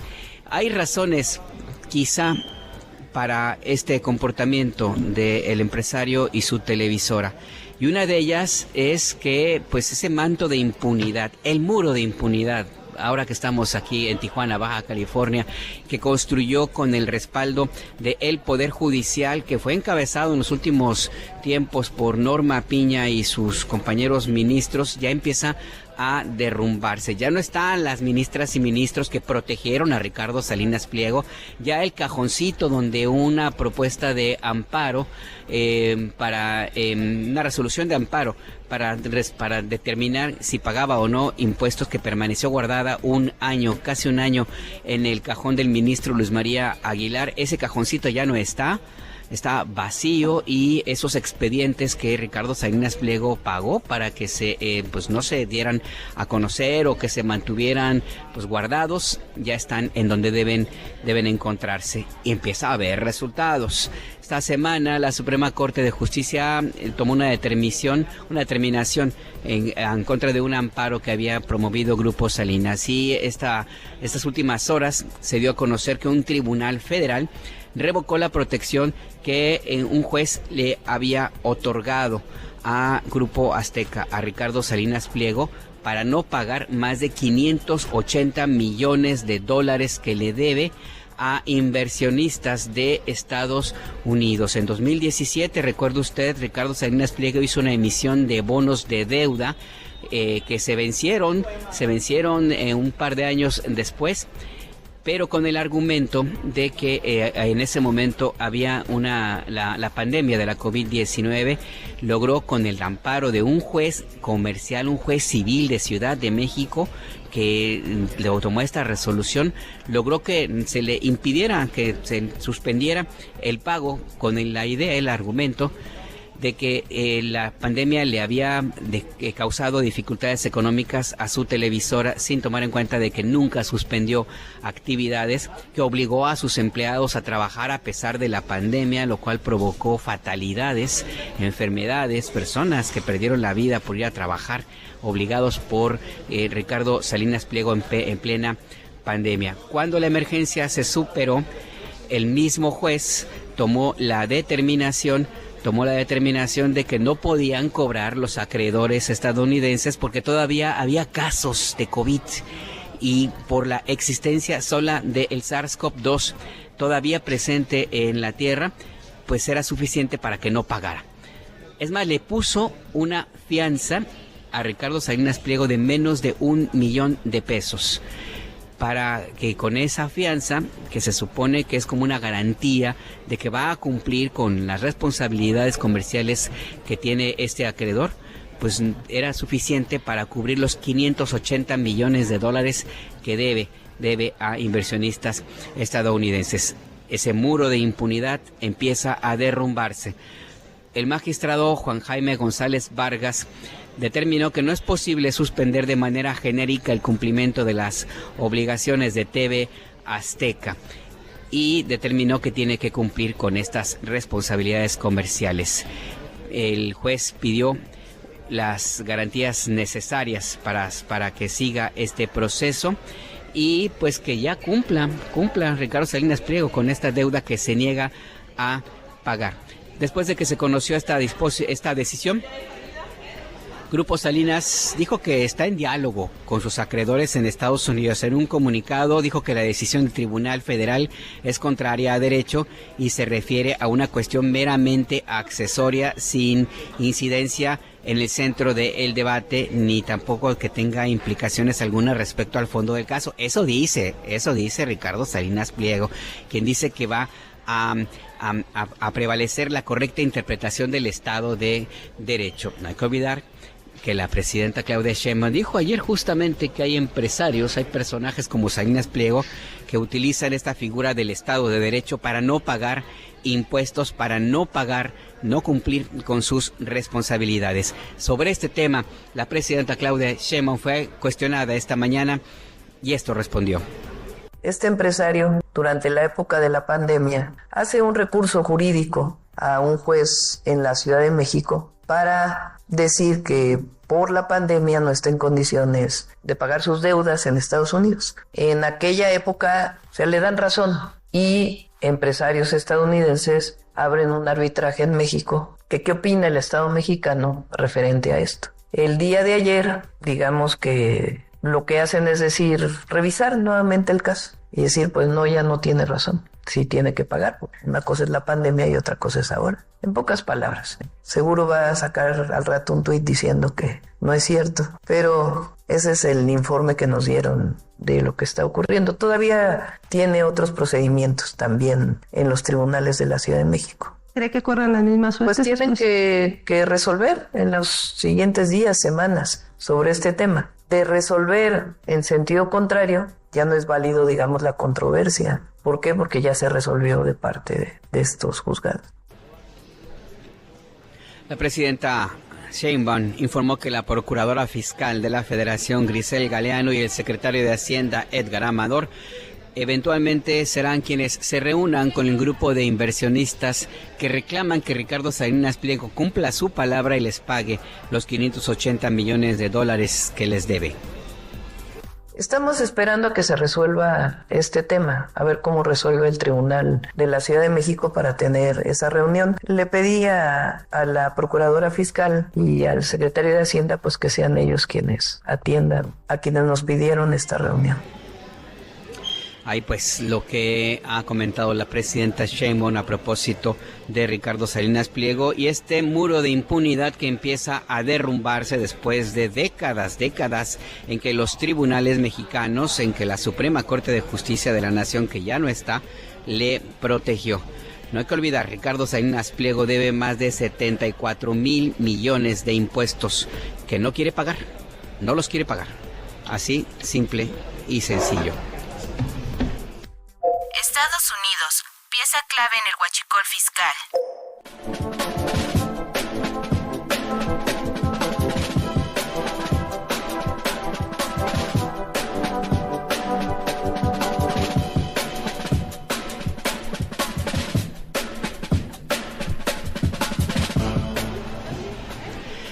Bueno, pues estamos con la información. La presidenta Claudia Sheinbaum dijo que en las carpetas de investigación sobre huachicol fiscal hay empresarios estadounidenses.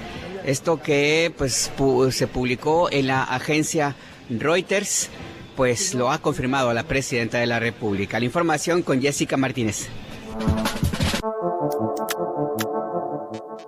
La presidenta Claudia Sheinbaum informó que en las investigaciones sobre huachicol fiscal por parte de la Fiscalía General de la República de México y del Departamento de Justicia de los Estados Unidos hay empresarios estadounidenses. En el caso de México, señaló que hay varias carpetas de investigación vinculadas con el tema y algunas ya fueron presentadas al juez para obtener las órdenes de aprehensión. La mandataria acotó que el modus operandi del huachicol fiscal no se podía explicar sin la participación de involucrados en Estados Unidos. No se podría explicar cómo entraba de manera ilegal o entra todavía en menores proporciones combustible ilegal y que no tuviera alguien del otro lado. De hecho, Estados Unidos también lo mencionó y tiene también investigaciones, el propio Departamento de Justicia. Entonces sí hay carpetas de investigación en la Fiscalía. La presidenta de México destacó que las operaciones del huachicol fiscal han disminuido. A partir pues de la investigación que se hizo, de las detenciones que ha habido y de la vigilancia mayor que se tiene en aduanas, y además eso lo vemos en el incremento de ventas de gasolina directo de Pemex o incluso de las propias empresas que importan de manera legal el combustible, ha disminuido de manera importante. Ayer, la agencia de noticias Reuters publicó un reportaje en el que señala que el cártel Jalisco Nueva Generación hace uso de buques cisterna para contrabandear combustible hacia México. En estas operaciones, indican, hay empresas estadounidenses que los apoyan. En específico, la investigación documenta la logística de un buque petrolero que el 8 de marzo ingresó al puerto de Ensenada, Baja California, para descargar casi 120,000 barriles de diésel en tanques de vehículos. Se trató de una operación inusual tratándose de un puerto que carece de la infraestructura para el manejo de hidrocarburos inflamables. En la investigación exponen que la empresa Icon Midstream, con sede en Houston, jugó un papel clave en la operación, ya que compró el diésel en Canadá. Afirmó en la documentación que se trataba de lubricantes y alquiló el buque cisterna para entregarlo en México a la compañía Intansa, presunta fachada del cártel Jalisco Nueva Generación en México. Para Imer Noticias, Jessica Martínez. Ahí pues el reconocimiento que se ha hecho desde Palacio Nacional, y es claro, el tráfico de combustible que proviene de Estados Unidos no puede llevarse a cabo sin la participación de empresarios, ciudadanos y autoridades estadounidenses. Es un caso muy parecido al de las drogas que se envían desde el sur hacia Estados Unidos. A las drogas, al fentanilo, a la marihuana, a las anfetaminas, a la cocaína, no les salen patitas, nada más cruzar la frontera y van y se venden solas. alguien las tiene que llevar. Y esos alguienes son ciudadanos estadounidenses. Existen investigaciones muy puntuales, inclusive el reconocimiento de la Oficina de Alcohol y Tabaco y de la propia DEA, aunque lo dan a conocer muy poco, de que son ciudadanos estadounidenses los que más se encargan del tráfico de drogas. Las estadísticas de ese país hablan de que al menos el 65% de las personas detenidas por tráfico de drogas en Estados Unidos son originarios de Estados Unidos. No son mexicanos, no son colombianos, no son haitianos, no son europeos, son estadounidenses. El mayor enemigo de Estados Unidos es efectivamente Estados Unidos, y más ahora que tienen a un personaje como Donald Trump en la Casa Blanca. Ya lo han dicho inclusive algunos republicanos que el mayor peligro para Estados Unidos es Donald Trump. Y sobre estos temas, sobre temas que tienen que ver con esta región binacional, esta mañana nuestra compañera Adriana Estela Flores en Entre Líneas, tu punto de referencia, conversó con el antropólogo Víctor Clark Alfaro, es director del Centro Binacional de Derechos Humanos en Tijuana. Comentó, entre otros temas, el tema de los traficantes de personas o polleros, los coyotes, que se dedican a llevar personas hacia Estados Unidos, pues es un tema que también tiene vinculación con personajes de Estados Unidos. Labor de patrón, no crea usted que es limpia e impoluta.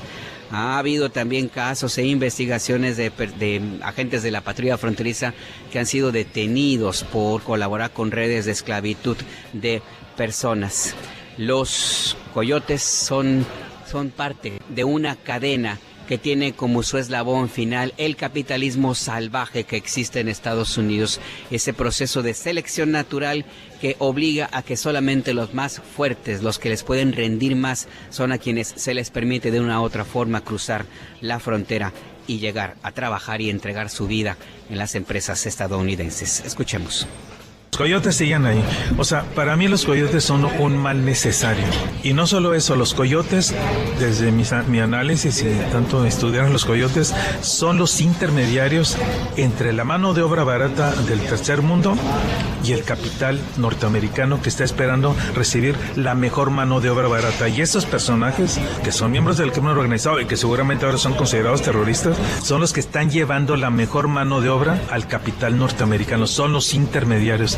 Y en todo ese proceso se da una selección de las especies. Un ejemplo, 10 migrantes que vienen a El Salvador que van a enfrentarse desafíos enormes al cruzar por los países antes de llegar a México, en Centroamérica. Van a enfrentarse las gangas o las pandillas que los pueden asaltar. En la frontera mexicana es muy riesgoso cruzar a México. Están las pandillas también para asaltarlos, la Guardia Nacional que los extorsiona, el Instituto Nacional de Migración. Hay numerosas quejas de extorsiones y maltratos y de abusos sexuales, incluso numerosas quejas. Es un grave problema no resuelto de una enorme corrupción e impunidad, porque esas gentes no van a denunciar. Entonces, enfrentarse a todo eso, y supongamos que salieron 10 de El Salvador y llegaron a la frontera 8, a la frontera mexicana, y de allí todo el mundo dice que el viaje de Tapachula a Tijuana es el más riesgoso, que es uno de los más peligrosos, porque a lo largo del camino las autoridades han sido brutales en términos de extorsión y violaciones a los derechos humanos, y de esos 8 a lo mejor llegaron 5, porque los otros 3 solo los detuvieron, algo les pasó. Y esos 5, cuando llegan a la frontera, les dicen que se van a cruzar por el desierto. Y cruzar por el desierto no es cualquier cosa. Yo nunca he cruzado primero, pero cruzar, no sé, 5 días o 3 días, pues no, creo que muchos ha de ser complicado y difícil. Y yo he escuchado muchas historias. Y de esos 5, finalmente 2 lograron llegar a Los Ángeles porque 2 se murieron en el desierto. Claro. De 10 llegaron 3, que son la mejor mano de obra que pudo sobrevivir a una odisea terrible. Las redes de traficantes de personas, comentaba el antropólogo Víctor Clark Alfaro, están arraigadas, pero sobre todo cuentan con la protección de autoridades de ambos países. Escuchemos.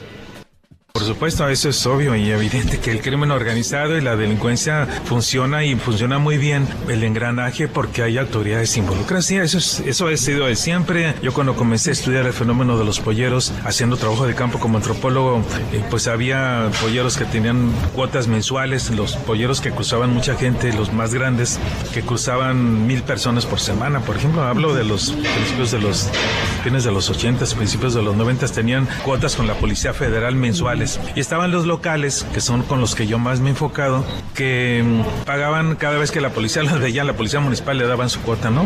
$50, $100, depende, ¿no? Ahí pues parte de lo que comentó el antropólogo, el doctor Víctor Clark Alfaro, a nuestra compañera Adriana Estela Flores, al noticiario Entre Líneas, tu punto de referencia, información desde la frontera México-Estados Unidos en Tijuana. Condena Sheinbaum ataques de Trump a Colombia. Donald Trump mantiene su embestida en contra de los gobiernos progresistas en América Latina. Después de lanzar sus ataques, amenazas y asesinar a ciudadanos de origen venezolano, ahora ha apuntado sus misiles, sus baterías, parte de la estructura militar del gobierno de su país en contra de Colombia.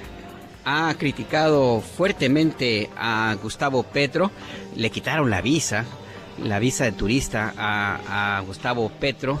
Lo ha criticado Donald Trump, lo acusa de ser cabeza de bandas de tráfico de drogas, lo cual es absolutamente falso. Y después de estas agresiones verbales, pues ha pasado a los ataques directos. Ha atacado algunas lanchas en aguas territoriales de Colombia. Ese tema fue preguntado, le comentaron a la presidenta Sheinbaum su opinión sobre estos ataques y dijo la presidenta Sheinbaum que es inaceptable. Luis Camarillo nos cuenta. Tras el octavo ataque de Estados Unidos contra una embarcación en el Caribe, frente a las costas de Colombia en el Pacífico, que dejó 2 personas muertas, Colombia instó a Washington a respetar el derecho internacional. El gobierno colombiano, a través del Ministerio de Exteriores, condenó los ataques contra supuestas narcolanchas en el Océano Pacífico e instó a la administración de Donald Trump a cesar este tipo de agresiones. La dependencia federal llamó a Washington a dialogar a través de canales diplomáticos con el fin de aclarar este tipo de situaciones y adoptar estrategias integrales y efectivas conjuntas para la lucha contra el narcotráfico en la región. Este comunicado de la Cancillería colombiana se produce después de que el presidente estadounidense Donald Trump tachó a su homólogo colombiano Gustavo Petro como un matón y mal tipo que produce mucha droga, y su amenaza de tomar medidas muy severas contra él y su país, de no frenar las declaraciones en su contra. Este jueves, antes de partir a Israel, el secretario de Estado estadounidense Marco Rubio aseguró que las Fuerzas Armadas de Colombia siguen siendo aliadas de Washington, pese al desequilibrio de Petro, a quien llamó un presidente lunático. Y por cierto, históricamente con las autoridades colombianas, creo que las autoridades colombianas en lo que respecta a su ejército y su policía siguen siendo muy proamericanas. El único problema en Colombia es un presidente lunático. El tipo es un lunático, y no está bien. Y todo el mundo sabe que es muy impopular en Colombia. No sé si viste hoy, en el Congreso colombiano votó, creo que fue como 72-20 para designar al régimen venezolano como una organización narcoterrorista. Así que solo muestra que es desafortunado que el pueblo de Colombia tenga un líder con este tipo hasta mayo del próximo año. Pero, no obstante, no tengo noticias para ustedes sobre exactamente cuál va a ser nuestra estrategia. No anunciamos eso, no anunciaremos eso en el terreno, pero puedo decirles que tenemos socios en el terreno. Por su parte, las cuentas oficiales en redes sociodigitales del gobierno colombiano instaron a la ciudadanía a participar este viernes en la movilización por la soberanía y la dignidad, liderada por el presidente Gustavo Petro en la Plaza de Bolívar, en Bogotá, a las 4 de la tarde. Por su parte, la presidenta de México, Claudia Sheinbaum, reiteró su rechazo a los ataques marítimos de Estados Unidos en el Caribe. Bueno, pues obviamente nosotros no estamos de acuerdo. Hay pues leyes internacionales de cómo tiene que operarse frente a un presunto transporte de droga de manera ilegal o armas o en aguas internacionales. Y así lo hemos manifestado al gobierno de Estados Unidos y públicamente. Al ser cuestionada sobre el diferendo público entre sus homólogos de Estados Unidos y de Colombia, Sheinbaum Pardo sostuvo que cada presidente tiene su estilo a la hora de enfrentar un debate internacional. Confió en que las diferencias entre los jefes de Estado de Estados Unidos y Colombia se resolverán con respeto y diálogo. Pues cada quien tenemos nuestras formas de enfrentar, digamos, algún debate internacional, ¿no? O en la relación con Estados Unidos. Nosotros hemos elegido, en primer lugar, la defensa de nuestros mexicanos, de nuestros compatriotas en Estados Unidos, y hemos elegido defendiendo nuestros principios, nuestra soberanía un esquema de diálogo franco con el gobierno de los Estados Unidos, buscando un acuerdo. Esa es, digamos, la manera en que nosotros hemos trabajado, sin renunciar nunca a nuestros principios de soberanía, libre determinación y autodeterminación del pueblo de México. Incluso modificamos la Constitución para fortalecer el sentido de soberanía en el artículo 40 de la Constitución frente a cualquier intervencionismo o injerencismo. Desde el pasado 19 de agosto, cuando la administración de Donald Trump anunció un despliegue naval en el Caribe para combatir al narcotráfico, han sido asesinadas 34 personas en 8 ataques a las llamadas narcolanchas. Al mediodía de este jueves, la vocera de la Casa Blanca, Caroline Leavitt, descartó avances para la solución de la tensión entre Washington y Bogotá. La relación entre Estados Unidos y Colombia está en uno de sus puntos más bajos en décadas. Escuchamos lo que dijo el presidente Gustavo Petro sobre el presidente Trump. Escuchamos la respuesta del presidente Trump. ¿Ha habido algún gesto de conciliación o esperan algún gesto de conciliación para reducir las tensiones? ¿Es posible? Creo que no estamos viendo una distensión del desquiciado líder de Colombia. El presidente ya habló de esta materia. No tengo nada que añadir a sus comentarios. Para IME Noticias, Luis Camarillo Carvajal.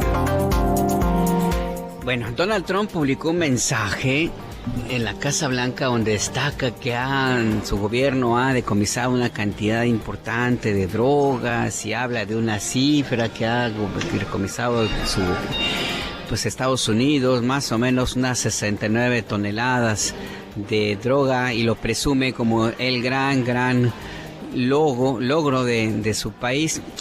Y pues está bien, que bueno que lo hagan, nada más que de este lado de la frontera, en el sur del continente, pues las cifras son más contundentes. Solamente México registra 188 toneladas de drogas decomisadas en los últimos años, el triple de las que ahora ha presumido Donald Trump como un gran logro de su gobierno.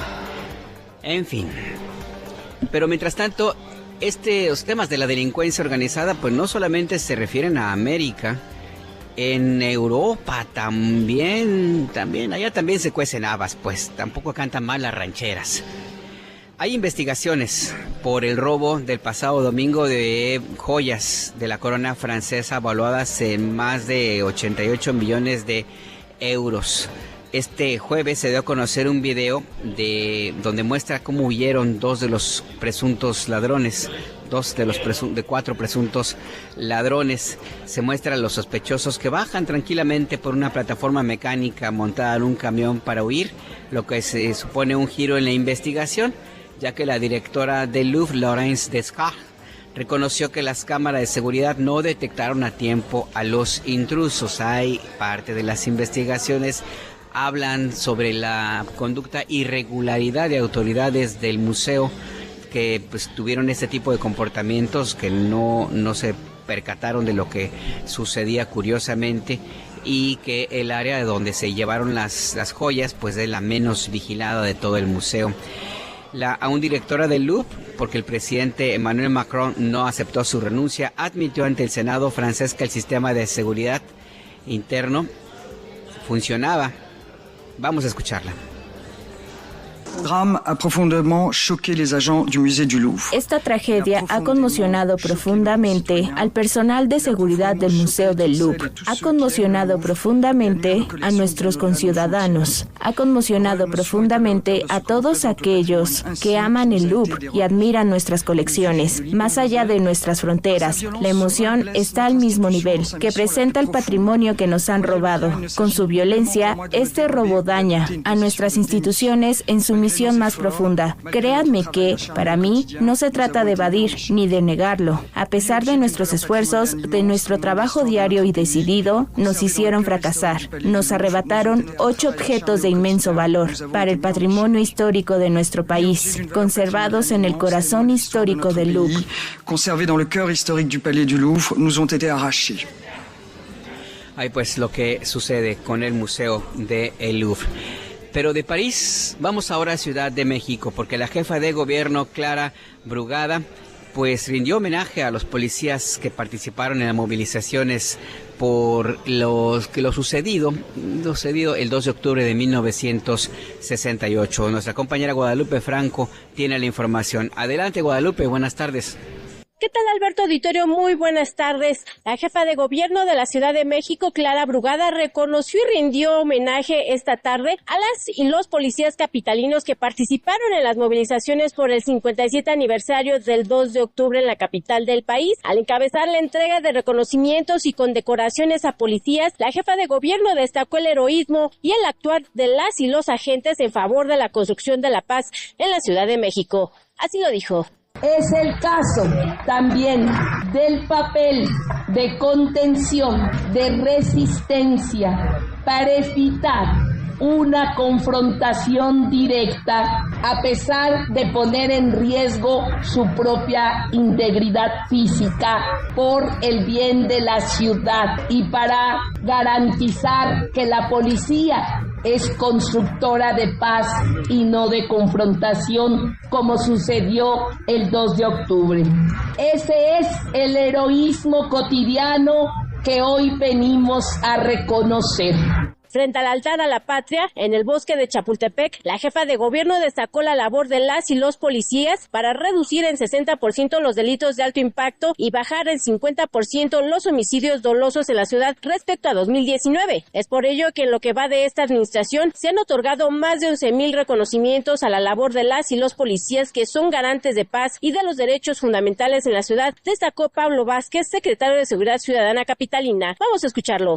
En la presente administración han sido reconocidos más de 11,000 policías por su trabajo en beneficio de la comunidad, incluyendo más de 5,000 recompensas económicas por actos destacados de servicio. Asimismo, se han otorgado más de 4,200 ascensos en reconocimiento a la trayectoria, al nivel académico o por diversos hechos meritorios, lo que tiene un impacto directo en la mejora de las percepciones salariales y posibilita el acceso a cargos de mando en nuestra institución. Por ello, por su servicio, por su lealtad, por su disciplina, hoy reconocemos a quienes han sido distinguidos como policía de los meses de enero a agosto de 2025. Ambos funcionarios refrendaron su compromiso por seguir mejorando las condiciones laborales, salariales y de salud de las y los policías. Esto al destacar las mejoras a la Secretaría de Seguridad Ciudadana con más tecnología y la incorporación de 3,500 nuevas patrullas, además de la construcción del Hospital de la Policía. Alberto Auditorio,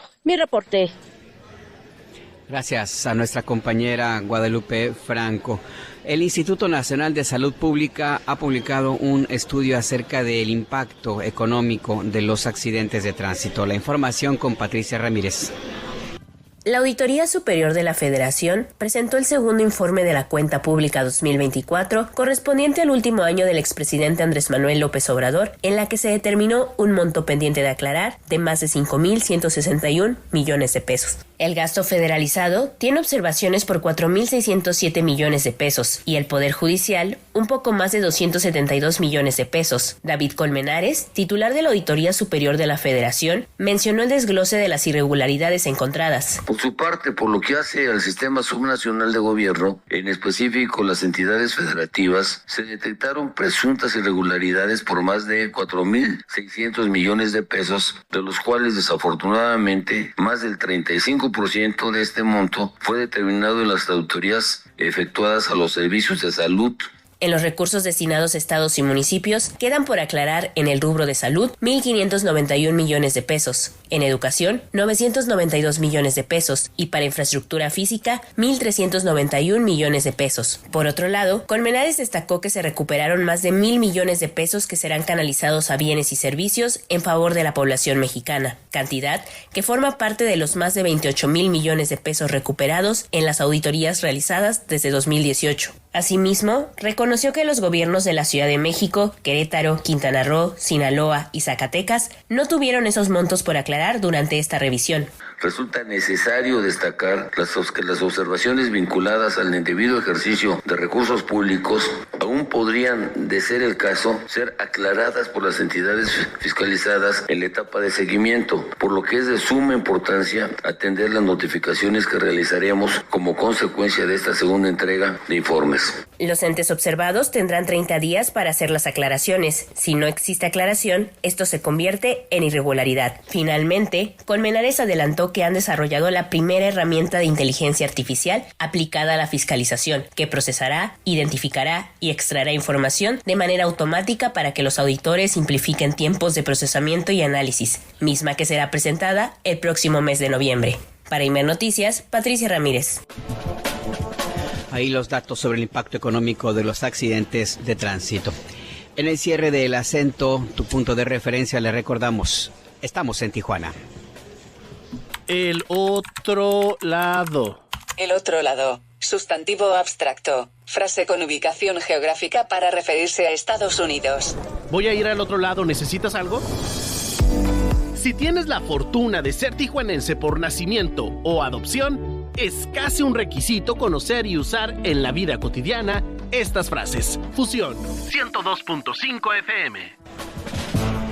Un tijuanismo más, muy ad hoc para despedir esta emisión de El Acento, tu punto de referencia. Le agradezco a usted que nos ha acompañado hasta este punto. Le recordamos que mañana seguimos en nuestras transmisiones especiales desde Tijuana, Baja California. Muchas gracias a René Castillo, propietario de esta hermosa librería, el grafógrafo, ya sabía que me iba a confundir en algún momento, en el Pasaje Rodríguez de Tijuana, Baja California. Gracias al equipo de Imer Noticias en Ciudad de México, gracias al equipo de Fusión 102.5 FM en Tijuana, Baja California. Y pues gracias de nuevo a usted. Dese una vuelta al Pasaje Rodríguez, aquí a El Grafógrafo, esta librería en el centro histórico de Tijuana. Nos despedimos con Derecho de Parca, La Ballena de Jonás. Hasta mañana.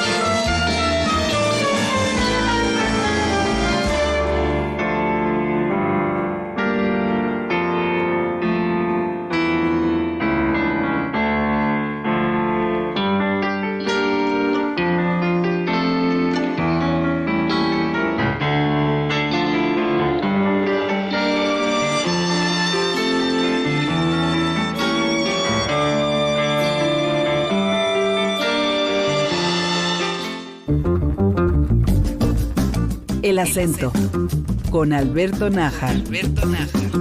Desde Tijuana, Baja California, la puerta de América Latina. Una producción de Imer Noticias.